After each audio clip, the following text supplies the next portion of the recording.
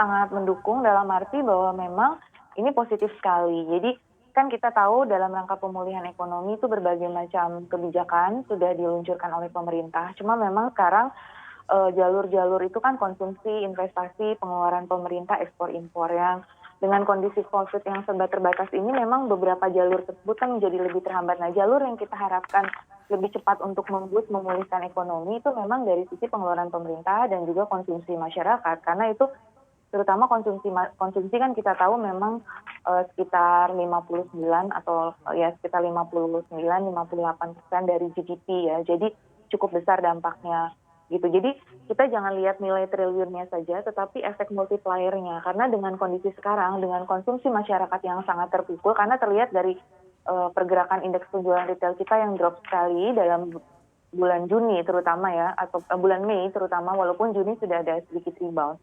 Tapi artinya kan memang melemah gitu konsumsi kita. Nah, dengan ini diharapkan tuh multiplier efek. Apalagi ini bersamaan dengan era masuk sekolah ya, yang nanti itu akan digunakan juga mungkin untuk mendukung kegiatan, akan digunakan oleh para PNS untuk pengeluaran yang sifatnya membayar ke pendidikan juga misalkan. Nah itu saya rasa itu dan mereka kan ASN ini juga menanggung anggota keluarga yang mungkin sangat terdampak dengan adanya COVID. Jadi menurut saya ini sangat bagus gitu loh kebijakan ini gitu. Oke.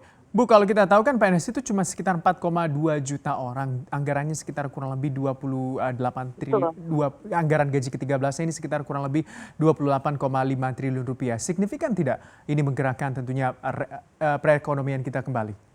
Ya, seperti saya bilang, angka sekecil apapun sekarang itu akan sangat membantu ekonomi kita untuk pulih. Jadi jangan lihat nominalnya, tapi kan kita lihat tuh efek multipliernya. Jadi dari sekian triliun itu bisa mengenerate berapa. Jadi kalau misalkan yang angka dari government spending di Indonesia rata-rata tuh sekitar misalkan 2 kali lipat ya. Jadi misalkan 1 triliun bisa menghasilkan 2 triliun gitu loh untuk perekonomian. Nah, apalagi dengan kondisi yang lemah sekarang gitu. Karena ya seperti saya bilang tadi kan konsepnya para PNS ini walaupun 4 juta kan mereka menanggung mungkin lebih dari 4 juta orang. Artinya mereka di dalam keluarga mereka ada 2 orang yang mereka tanggung gitu. Mereka menjadi tulang punggung di keluarga. Nah ini bisa meng-create spending yang bisa menembus GDP-nya. Jadi ya tentu kan tidak hanya kebijakan ini kan kebijakan 13 ini ditambah dengan kebijakan-kebijakan lain. Tapi dalam kondisi sekarang walaupun kecil tapi multiplier efeknya bisa tinggi gitu loh.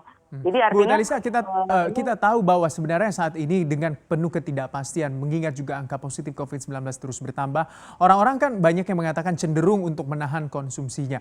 Kalau kita tahu dengan menahan konsumsinya berarti bisa dikatakan juga beberapa insentif-insentif ataupun stimulus juga yang diberikan bisa saja juga tidak berarti begitu, Bu?